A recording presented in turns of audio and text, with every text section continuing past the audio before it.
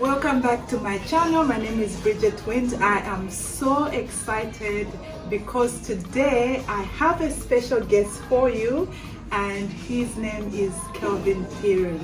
I am coming to you from England, Milton, Keynes, and we met up to do this interview. I really hope that you enjoy it, and remember to subscribe and give me a comment to tell us how you found this chat. So Kelvin, introduce yourself to my viewers before we start.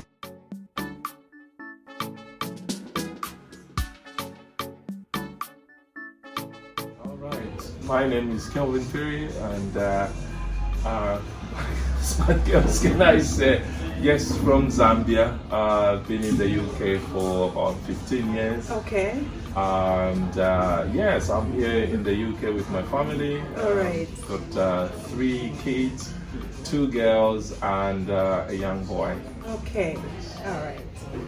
Tell me how you ended up in the UK, all the way from Zambia. All the way from Zambia, right. Well, the story started obviously years and years ago, and I am in the construction industry. So some 20 years ago, I embarked on the journey, and I left Zambia for the first time and went to Botswana, where I was for a number of years. I was there for 4 years. Okay. And then from Botswana, I went to South Africa, where I was there for about 2 years, and was recruited by a company that was coming from the UK. They were looking for quantity surveyors. And that's how I attended my interviews in Johannesburg, and I was given a job to come to the UK. So I basically came to work here as a quantity surveyor. Okay. Yeah. So was it your intention to live here for the rest of your life, or you had other plans? Well, I mean, the plans always evolve. Right. I think when the kids were small, we were thinking, okay, it's one step at a time, and we were thinking, let's get them into school, let's give them that education, the British education, and now the children are kind of gone through the secondary school, except the last one. We now start thinking, you know what, we need to be thinking of going back home one day. Yeah. Okay. Yes. So I think many of us in the diaspora can identify with Kelvin's story, because we either come to the UK, US, Australia, wherever you may be, for either school or work, whatever the case may be. Yeah. But many of us don't feel completely settled. So this is why I'm bringing this interview to you as an inspiration, in case you are interested in figuring out a plan to go back home. That's right. Because as you know, if you've been watching my channel for a while, I'm Zambian as well. I live in the States, but right now I'm figuring out a way to make it work for me to be in Zambia as well. Yes. Okay, so this is why I'm bringing you this story. I want to hear how Kelvin is preparing for that journey back home. Right. So let's start from there. Okay. You live here, Yes. but part of your life is in Zambia. Yes. Okay, so how are you managing the two? Well, I would probably say at the moment, other than doing bits and pieces and having family there, my family is here. Yes. My wife, our kids are here.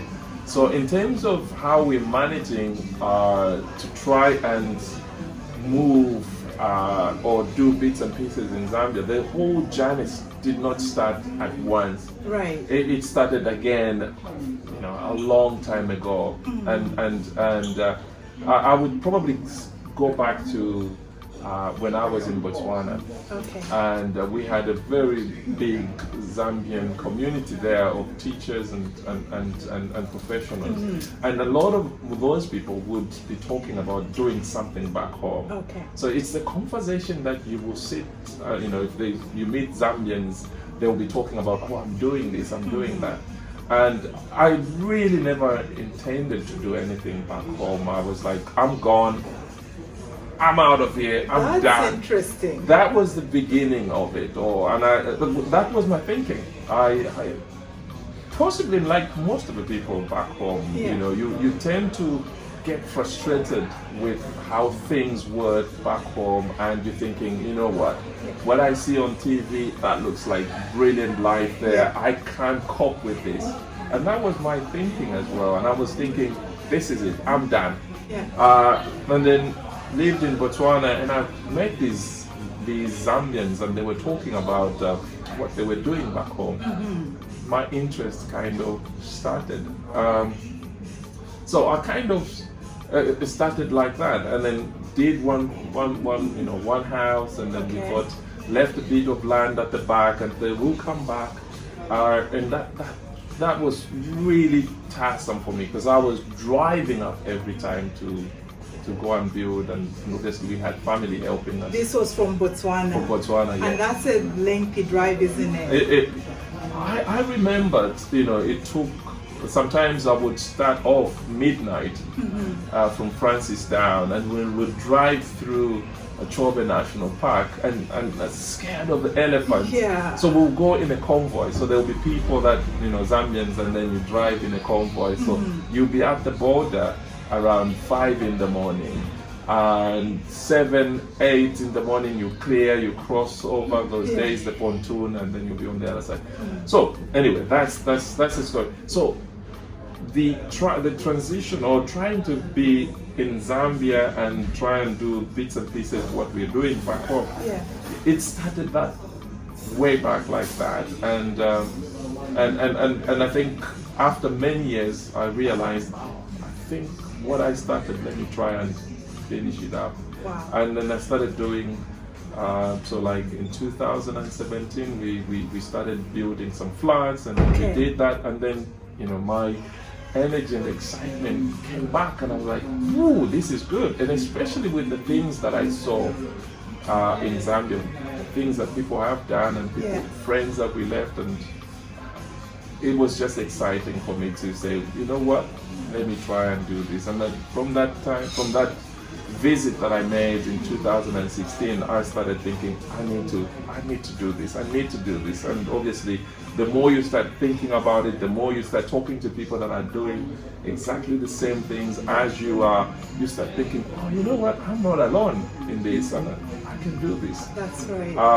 And then you start obviously learning more things of how you could do this safely.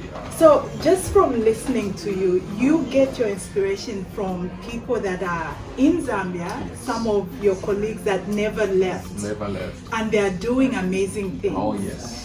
And for me, that is a huge inspiration as well, because we tend to think that, greener pastures is where it's at. Yes. Kelvin's story is very similar to my story, in the sense that I came to the States, and for a while there I just thought, okay, I'll go back and visit family in Zambia, but I'm gonna invest here, I have opportunities here, and then I realized when I went back home and saw the amount of development there, within a span of 3 years that I'd been absent, everything had changed. And I realized that the opportunities that are in Zambia are even greater than what I found in the States. So you have a channel, YouTube channel, that is dedicated to telling your story and other people's stories about building in Zambia. Yes. Now, if you had to capture that in a summary, what is the message that you're sending, one, to the diaspora, African diaspora out there, and two, to our fellow Zambians that never left or may have no desire to leave? Right. That's a very good question, I must say. And I think it's double-edged. So if I look at my friends here in the UK, yes, there are people that are actually doing lots of things back home. And they are, again, some people who actually don't know how to do it. They would want to go and build back home. But what they hear is just the negativity. Right. They will hear about corruption, they will hear about how somebody lost money because of relatives, and they're scared. and they don't want to do it. And those people, what they would do is basically just say, we are here and we're done. I'll just, mortgage, get a mortgage, live, stay here, pay for it, and I will retire here. Right. But actually, when you think of it, if that person was to be asked honest question and say, would you really want to be here even when you're in the 60s? Right. Would you want to? I would think they would probably say, you know what, I would rather be home. That's right. So the channel is about getting those people talking, sending that message to the people and say, you know what, Zambia is not the Zambia that you probably think it is. And the advantage that you have, because you've been in the West, you've seen how systems work, right. You can transfer your experience, expertise, and everything back home and create that wonderful society that you would desire to see. So it's about encouraging, it's about motivating and saying, you're not alone. There's lots of us doing exactly what you should have been doing. And it's about teaching, because of construction background, there are things that I think of that maybe somebody who hasn't got that experience would not think of. Right. I mean, I'm a quantity surveyor, okay. And I think of cost. How do I cut costs? Without compromising the quality? So that's what at your forefront of everything you do. I noticed that in your videos, and I gained so much from just listening to that. So I'm always thinking of that. So when I sit down with an architect or whoever, especially now, I'll be thinking, okay, so you can do that. What can you do to save so much and avoid costly mistakes? As I said, if you look at my video, my experience in buying land without proper professional assistance led to a significant setback. Engaging professional organizations such as qualified surveyors, consultants can help you avoid costly mistakes like uncleared property ownership, conflict titles, border boundaries. And I think these issues are issues that I actually discovered when I bought that piece of land. The other community that I'm trying to speak to is the people back home. Yes. Now, the people back home, it's changing mindsets. Right. Because I think what we have is when somebody thinks of a Zambian in the diaspora, they'll be thinking, oh my goodness, they've got so much money. Yes. The problems that we have, their problems, because we all grew up in those problems, those issues, the problems that are there. Yeah. So these people have come out, they don't have these problems. These people are living in a life. Yeah. And so when they see you, they would want to say, you know what, there is jackpot. I'm going to make money out of this guy. So I want to try and talk to these people and say, come on guys, it's not about that. Let's work together. And right. If somebody comes to me and say, Kelvin, or I'm a quantity surveyor, or he's an architect, or he's a contractor, if you do a good job to me, there's loads of us in the diaspora, and I will pass that word to loads of people and say, you know what, this is a good guy. And rather than try to, what do they say, milk a cow? Yeah. Just want to try, and you get one opportunity and you want to make as much as you can, even when it doesn't make sense. Yeah. Let's not do that. Exactly. But again, the other part is try and basically sensitize and highlight the fact that we have professionals in Zambia, qualified professionals that are able to do a fantastic job. Yeah. I mean, myself, I'm coming from Zambia. Okay. Trained, my initial experience. It was all in Zambia. It's all in Zambia. Look at that. And here I am sitting with people. Not that I've gone to British university. No. Just from Zambia. That's interesting. So this is to show that we can do whatever we think we apply our minds to. That's right. I think it's to encourage Zambians to say, you know what, you've got everything. Yeah. You don't need to to get the validation from somebody from outside or to validate your qualification or anything. You don't need that. Some of the projects, some of the big projects that I worked on, the first company I worked for, if people live in Ndola, in Kansenshi town, there is a Zambian National Insurance building. Okay. That was my first project because I finished in 1993. Okay. And I worked on the external works just to measure, and I measured the floors as a student and all that. So those are huge projects. Yeah, that's big. And the principles of, when you apply construction, the principles are the same. It's the same thing like quantity surveying. Whether you're doing a small little house or measurement, you do It's exactly. the same. It's the same thing. So it's talking to Zambians and say, and people out here and say, they are qualified people in Zambia. Yes. And I'll try to encourage Zambian professionals to actually come onto my show and talk about what they can offer to the people in the diaspora. So that's you're speaking to the power of partnership. That's right. I think we are lacking. Okay, so if you listened carefully to what Kelvin just mentioned, there is a way that we Zambians in the diaspora and Zambians in Zambia can partner and exponentially expand what we can do. Yes. Okay? Because listen, this is one of my biggest complaints. When somebody hears or realizes I'm from the States, Yes. the price doubles or triples. Yes. And you're killing us. Yes. Okay? That doesn't help at all because I'm not stupid. Yes. First of all, I'm not going to pay you that because I know it's not worth that. Yes. Secondly, you just lost a job. Yes. Okay? Yeah. If we could just be fair with one another. That's right. What I personally do, if I find a professional like what you just described, Yes. and they did an amazing job for me, I will give a bonus. Absolutely. Because I realize that we are all struggling in some Yes. ways, and if somebody does a good job, Yes.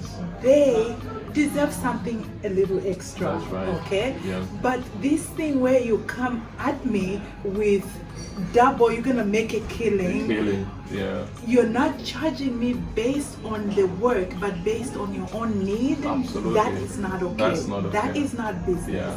Okay, so that discourages a lot of people. So we need our professional friends in Zambia to market what they can do Yes. in a way that we can trust that you're going to do the work That's for right. us. Yeah. So that is, I think that's a huge missing link, That's isn't right. it? Yeah. So on your channel, I have watched a few professionals that you brought there, and I'm sure you're looking for more people. Yes. So if you are a bricklayer, Yes. you can go ahead. If you're a bricklayer, if you're a contractor, if you do roofing, whatever it is you do, check in with Kelvin. I'm going to put his details in my description box so that you can contact him. We are back with part 2 of this conversation with Kelvin Phiri, and now I want to hear more about investment opportunities in Zambia. So Kelvin, most of the world is descending onto Africa. That's right. Because they see the opportunities. Yes. We ourselves don't normally see these opportunities. What can you share with us about opportunities that you see? Yes. Of course, talking to people in the diaspora as well as people in Zambia. What opportunities are there? Right. Thank you very much for that question.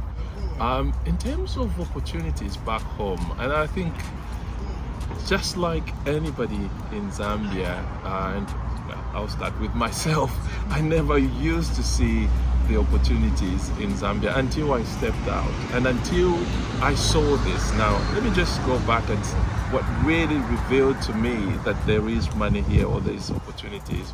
Now, back in 2016, when we went to Zambia, I was so surprised to see the level of development. I mean, the country had actually moved so far. I was in Zambia before that 9 years ago, and in my mind I was thinking, it's the same old Zambia. Yeah. So now going into Kitwe, where I come from, we went to Mukuba Mall. I was so surprised to see this South African style mall, Right. where these malls were so packed. Now, backtracked many years ago when we were thinking of the company I used to work for. They were thinking of building up a mall in Kitwe. That was around the same time when they were building the first mall in Zambia, Manda Hill. Okay. So I went to, the company sent me to the council to try and see if we can get the approval to build a mall there. Okay. That dream died off because the investors thought there isn't enough people to actually, or with the financial muscle to actually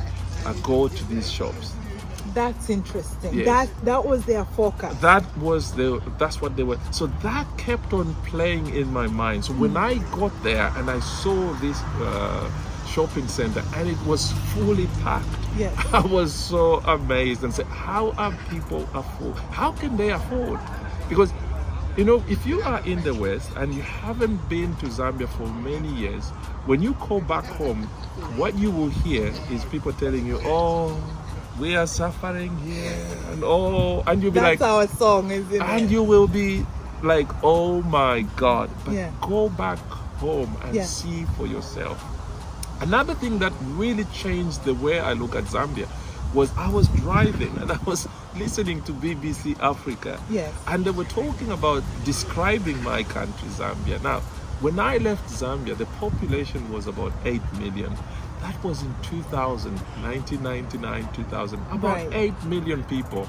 And around that time, the statistics revealed around that time that 80% of people were living below the poverty line. 80% of 8 million people. It was a huge number. Yeah, Yes. it was a huge number, and that stuck in my head. So as I was driving, and I heard on the radio, and they said Zambia, a country of a population of about, I think it was around 16, 18 million, with half of that living below the poverty line. And I thought to myself, yes, because that meant 8 million people were making it. 8 million people were able to, had the money to go into these shops and buy, into these malls and buy. And I was thinking, if there wasn't money, why would somebody put up such a big investment? These South African companies Yes. coming in with these huge malls. Why would they do that? Yeah. Because I believe these people have actually done their business, the market research, they understand. And I thought to myself, you know what? There is money. In terms of opportunities, I see a lot of opportunities, things that people in the diaspora can actually get involved Okay. in. And these are things like, I'm into properties. Right. There's a huge market for properties. As the economy, as the population grows, and we've seen this. I mean, when we were in school, people talked about urbanization, Yes. and that unfortunately keeps on going. So in the past, it was people from villages going into town. Now Yes. it's actually the population growing, Expanding. Yeah. expanding, and so there is a huge demand for properties, good quality properties. What we have is we've got a middle class, and the young people have been exposed. They've traveled. They know what is good Yes. and what they want. So it's not just Wesa Pangachi.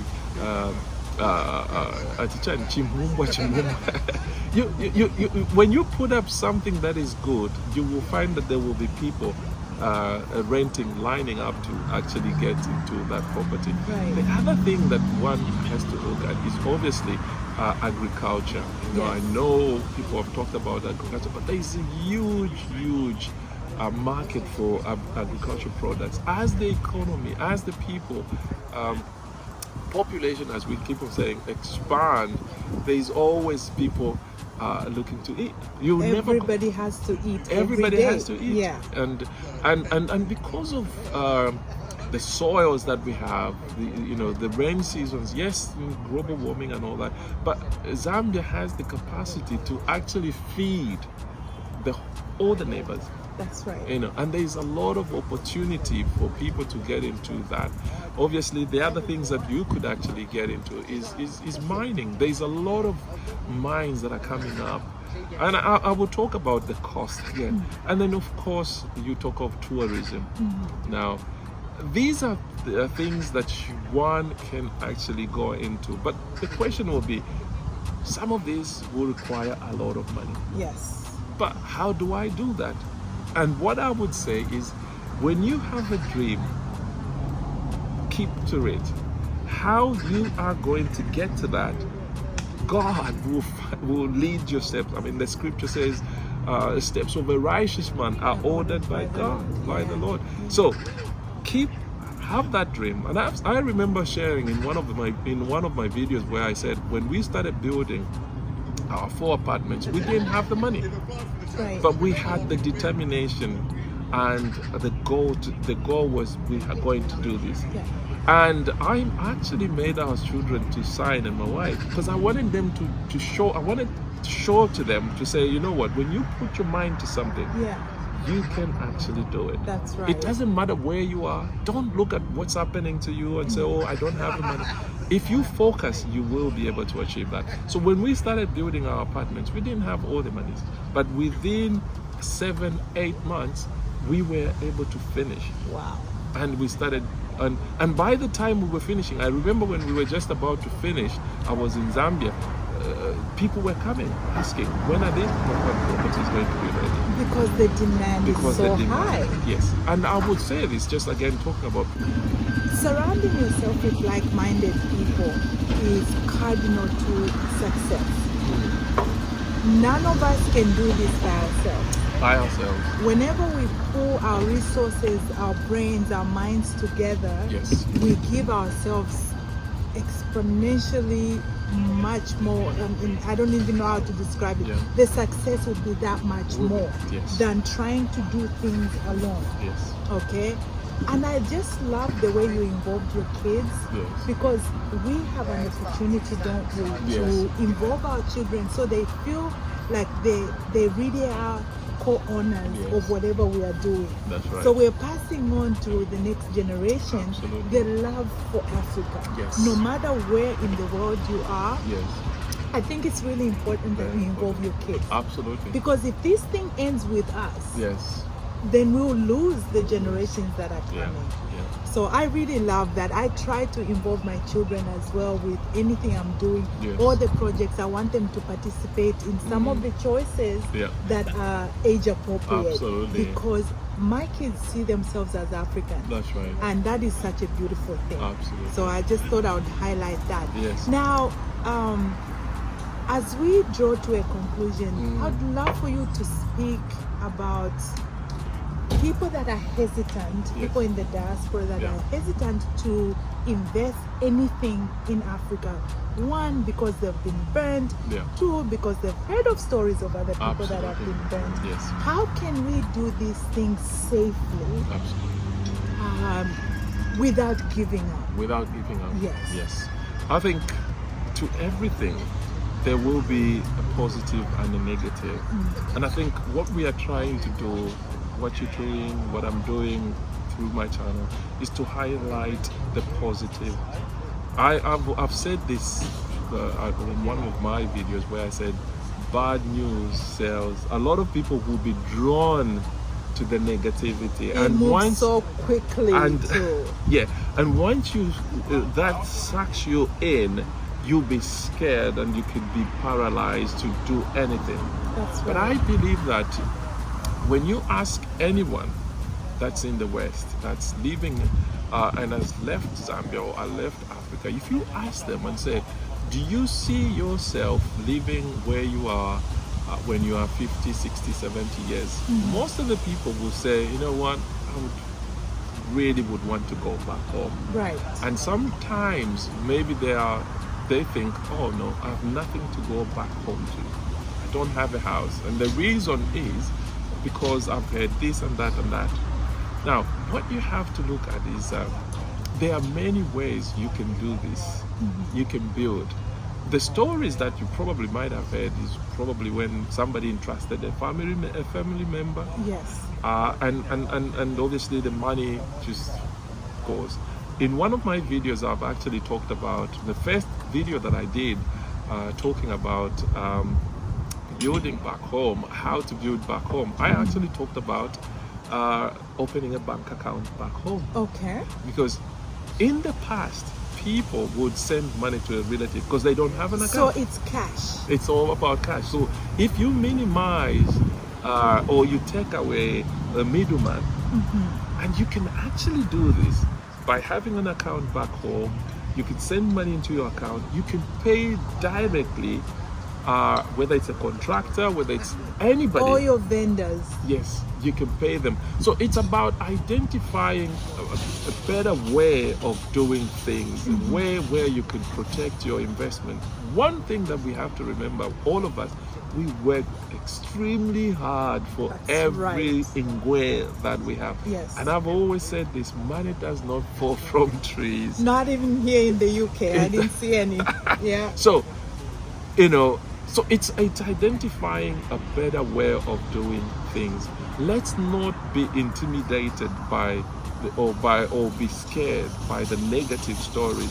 There's always a better way of doing things. That's right. When you look at what we are trying to do again on my channel and what we're trying to do outside the channel, we're trying to engage professionals back home to work with us in the diaspora. These are people that you, for instance, if I use an architect, if they mess up, these are registered architects, registered with the Zambia Institute of Architects.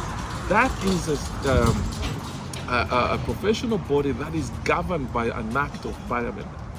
So by they are law, accountable to they are somebody higher than them. So if somebody who is registered mess you up, there's ways in which you can actually protect yourself. Right. And they are scared as well, because you might go and report them. You can even report them to the police and all that.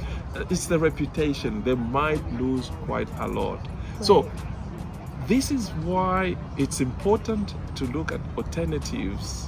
We can't do things like this because we saw Lambibale, Tefi and all that.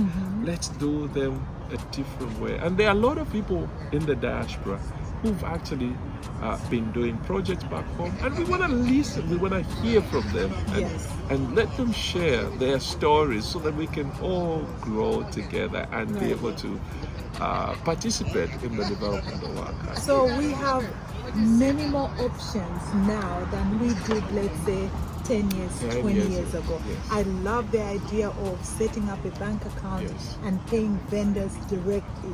It reduces the temptations of people handling the cash, because that's exactly how it disappears. So as far as the professionals are concerned, if you are in Zambia and you own a business that can provide some sort of support to people in the diaspora, we want to hear from you. I know Kelvin has already done some videos on that, but I am reaching out to you as well. If you are a contractor, if you are a finance manager, if you are a real estate developer, any way that you can support people in the diaspora, there's a huge market for you. You can expand your business while serving this group of people, this community. We need professionals to help us establish our businesses, don't we? Because many of us are doing this remotely. None of us can afford to come for 6 months because we have to earn a living. But we are looking for people that can help us invest safely. So that's why we need to hear from you. I would love to present as many professionals as I can on my channel. God willing, I'll be coming to Zambia in a few weeks. And if you are a professional that has any type of business where you see a possibility of supporting people in the diaspora, this is your call, this is your opportunity. I would love to speak to you. Let's conclude this on a high note. Zambia is a beautiful nation. Absolutely. How about for people that are not from the diaspora, they're not Zambians, they're kind of interested in going to Africa, and that's probably the only place they've heard of is Kruger National Park, and which big park in Kenya. How can we help them understand the beauty of Zambia and invite them to our country? Right. I think the biggest asset that Zambia has, first and foremost, is its people. Absolutely. You know, when you look around in Southern Africa, the most peaceful nation is Zambia. That's right. We got independence in 1964, and we've gone, yes, economically through ups and downs, but we've always been a peaceful people. So wherever you go in Zambia, you will find people who welcome you, as we say, karibu, karibu. Yeah. So you, to a visitor, you will always find a home far away from your original home when you go into Zambia. And I think when you're looking at Zambia, you're looking at a country that has, I think, in terms of wildlife, the big five, I think. Yes, we have them all. We've got them all, and we've got about, is it 18 national parks? I don't know whether there's a huge number, but I'm gonna put it right here. You should be reading how many we have. How many we have? Yeah. And I think in terms of the weather, it's it's perfect, isn't it? Perfect. For the most of the year, the humidity is so low, even when it's hot. I mean, it's very comfortable. It's very comfortable. Yeah. So Zambia is I know for maybe my brothers that are there, they never see what they have. Zambia is a beautiful country, and I will encourage everybody, anyone, go and visit Zambia. Yes, you probably might have heard of the Victoria Falls. We share that with Zimbabwe. Yes, we do. But you know, the other part is in Zambia. And we've got, of course, the mighty Zambezi River. There's so much stuff that you can see in Zambia. That's right. Yeah. So you are all welcome out there, and I personally will be doing more videos about tourist spots in Zambia. And so you're welcome to reach out to me if you're interested in visiting Zambia. I will be glad to give you some ideas of where you can visit, and maybe even create some packages for you. So just keep in touch. It's been a pleasure talking with you, Kelvin. And the UK weather cooperated with us.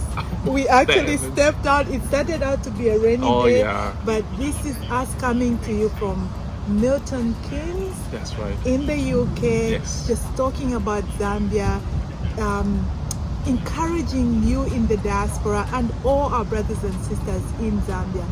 We have an amazing country. Let's promote it. Let's support each other, and let's make sure that we put in everything we can to help our country progress. So I wish you all the best, and please leave us a comment and tell us how you found this conversation, and anything that you need clarification on, feel free to ask us. And of course, I'm going to put Kelvin's information in the description box and on the screen so that you can go to his channel and subscribe. So it's been wonderful spending time with you. My name is Bridget Wint, and this is Kelvin Phiri, signing off from Milton Keynes, that's right, UK. God bless you, and see you in the next one. That's right.